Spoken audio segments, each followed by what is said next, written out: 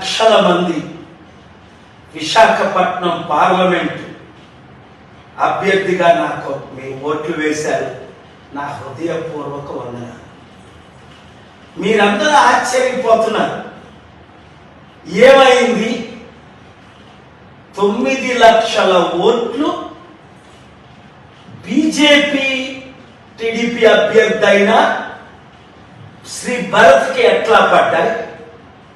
1000లో 1 కూడా, కనీసం 9 లక్షల్లో 10% 90,000, 1% 9,000, మనకి 8,000 కూడా ఎందుకు పడలేదు అంటే 1000 ఓట్లు భరత్కు పడితే మనకి 1 కూడా ఎలా పడలేదని ఆశ్చర్యపోతున్నాడు భరత్ కూడా.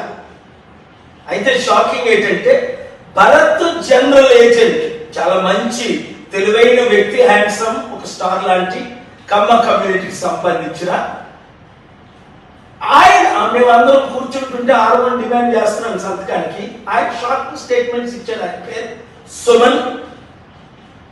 ఆయన విశాఖపట్నం బార్ అసోసియేషన్ కి మాజీ ప్రెసిడెంట్, హైలీ ఎడ్యుకేటెడ్, చాలా మంచి ఆయనలా కనబడ్డాడు. పరిచయం చేసుకొని మేమందరం ఉంటుండగా, సార్ మోదీ గారి దయతో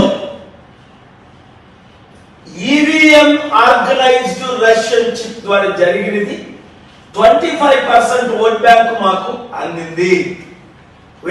అందుకే చంద్రబాబు నాయుడు గారు కూడా మోదీ గారితో పొత్తులు పెట్టుకోవడం జరిగింది, మాకు లాభం అయింది.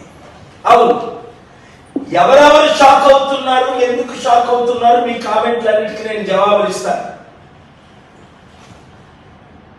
మోదీ గారు షాక్ అవ్వట్లేదు, బీజేపీ నేతలు షాక్ అవ్వట్లేదు, వాళ్ళందరికీ తెలుసు. అసలు కరెక్ట్ గా చెప్పాలంటే 238 బీజేపీకి రాలే, దాదాపు 150 రఫ్గా వచ్చింది. కానీ ఎన్డీఏ జూన్ 1 నేనేం చెప్పాను, 300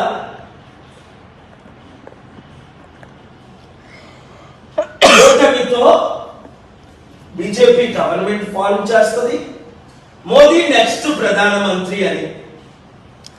చాలా మంది దాదాపు 280-300 ఇండియా కూటమి అంటే రాహుల్ గాంధీ, మమతా బెనర్జీ, సిపిఐ, సిపిఎం, వీళ్ళందరికీ కేజ్రీవాల్ వస్తుందని అంచనా. అయితే 200 దాదాపు 32 వరకు వచ్చాయి ఇండియా కూటమికి. ఇక్కడ ఆశ్చర్యపోతుంది ఎవరంటే పురంధేశ్వరి. 2019లో నేను విశాఖపట్నంలో పోటీ చేస్తే 36,000 వచ్చాయి. ఇప్పుడు లక్షలతో నేను ఏ విధంగా రాజమండ్రిలో బీజేపీ అయ్యాను. ఎక్కడి నుంచో కడప నుంచి వచ్చిన సీఎం రమేష్ అనకాపల్లి, నేను అనకాపల్లిలో ఎలాగే ఎంపీ అయ్యాను. ఇలాగ బీజేపీ. Please subscribe .news